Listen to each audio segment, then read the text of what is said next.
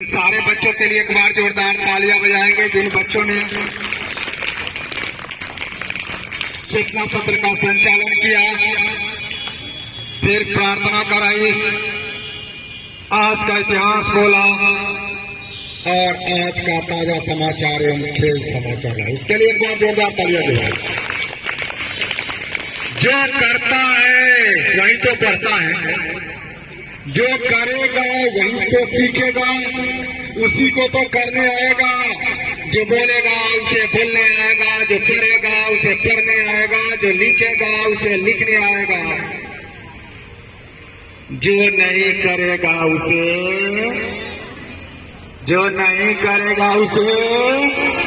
नहीं आता है, नहीं आता है, इसमें निखार भी नहीं आता है। देख लेना, ये बच्चे जो आगे आ रहे हैं तो पहचान भी रहा है, नाम भी जाना है ना, फ्यूचर में नोट कर लेना ये सब बच्चे कितने आगे बढ़ेंगे। क्योंकि जो जितना ही ज्यादा आगे रहता है वही तो आगे बढ़ता है। यहाँ बोलने के लिए कुछ पढ़ना पड़ता है, यहाँ बोलने के लिए कुछ याद करना पड़ता है, यहाँ बोलने के कुछ हिम्मत जुटानी पड़ती है, यहाँ बोलने के लिए कुछ अपने आप पर विश्वास जमाना पड़ता है ना। इसलिए ये बोल रहे हैं बच्चों से, सीखिए आप कि आप भी बोलिए, आप भी बोलिए, आप भी आइए। क्या आप में क्षमता नहीं है तो आइए, आगे स्वागत है इस मंच पर। आपको निखारने की, आपको आगे बढ़ाने की पूरी तैयारी है। तो आप सब आएंगे ना। देखिए, प्रत्येक दिन की बहुत सारी घटनाएं होती हैं। आज चंद्रशेखर वेंकट रामन का जन्म 7 नवंबर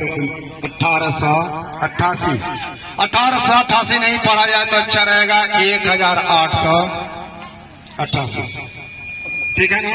ये पहले से परिपाटी चली आई है, इसलिए किताबों में भी लिखा हुआ है। ये नहीं सोचेंगे कि लिखा हुआ तो पकड़ कर रखेंगे, है ना।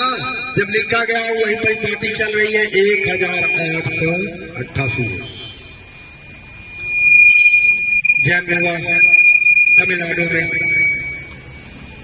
पढ़ाई लिखाई हुई, विज्ञान के प्रति रुझान ज्यादा, कई नौकरियां भी मिली, लेकिन नए खोज तरक्की के लिए उन्हें, समझो कि भारत का पहला साइंस के क्षेत्र में, भौतिकी के क्षेत्र में व्यक्ति हुआ जिसे नोबेल प्राइज दिया गया। एशिया का समझो पहला हुआ जिसे 1930 में नोबेल प्राइज मिला। केवल 6 क्षेत्रों में विश्व में एक सबसे बड़ा प्राइज होता है नोबेल प्राइज। अल्फ्रेड नोबेल के नाम पर यह प्राइज रखा गया है। एक व्यक्ति को एक क्षेत्र में मिलता है, भौतिकी के क्षेत्र में होता है, साहित्य के क्षेत्र में होता है, विज्ञान के क्षेत्र में होता है, फिर आपका शांति के क्षेत्र में होता है। यही 6 क्षेत्रों में ही नोबेल प्राइज दिया जाता है।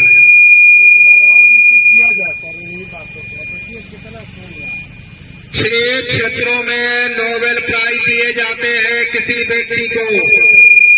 विज्ञान के क्षेत्र में, साहित्य के क्षेत्र में, मनोविज्ञान के क्षेत्र में, शांति के क्षेत्र में, इन सब क्षेत्रों में नोबेल प्राइज दिया जाता है। विश्व की सबसे बड़ी पुरस्कार है नोबेल पुरस्कार। तो वेंकट रामन को रामन इफेक्ट के लिए, जो भौतिक का एक महत्वपूर्ण विषय है, उसके लिए उनको नोबेल पुरस्कार मिला था। चूंकि 28 में वो खोज हुआ था रामन इफेक्ट की, और 1930 में उसे नोबेल प्राइज से नवाजा गया। वैसे भारत रत्न भी मिला हुआ है, लेनिन शांति पुरस्कार भी उन्हें मिला हुआ है। तो आप रामन इफेक्ट क्या है, थोड़ी सी जानना चाहोगे? उसका क्या हमारे जीवन में उपयोग है? ये देखते हो ना तुम, कभी देखते हो कि स्टेशनों पर या कई जगह होता है क्या कि पुलिस कहती है आप पार कीजिए, एक होता है डिटेक्टर कि मेटल का सामान आपके पास होगा, अगर गन वगैरह कुछ भी मेटल का सामान आपके झोरे बैग में होगा तो डिटेक्ट करता है ना, नहीं बताता है, रुकवा लेता है, खुलवा कर चेक कराता है। स्टेशनों पर भी बड़े बड़े लगा रहता है, अच्छा सफर नहीं किया, स्टेशनों पर लगा रहता है, उधर से गुजरोगे तो मेटल डिटेक्टर है।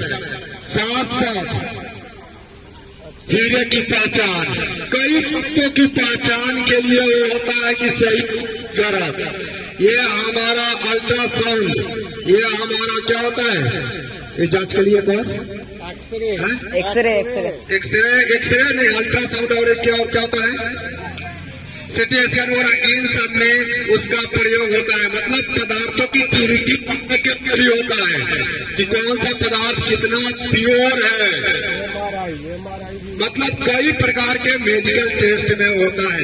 क्या होता है इसमें कि एक ही वर्ण के, एक ही प्रकाश को, एक ही रंग प्रकाश को गुजारा जाता है, ठोस से, द्रव से। फिर देखा जाता है कि एक प्रकाश की किरणें, एक वर्णीय किरणें कई किरणों में विभक्त हो जाती है, बटने लगती है। तो रमन इफेक्ट के लिए उनको नोबेल प्राइज मिला। किसको मिला? वेंकट रमन को। भारत के पहले वैज्ञानिक हुए जिनके नोबेल पुरस्कार से नवाजा गया। ये सब जानकारियां समेटेंगे ना, कुछ बातें याद हुई? प्रत्येक दिन कुछ ना कुछ रखिए, फिर आप में विकास होगा। धन्यवाद।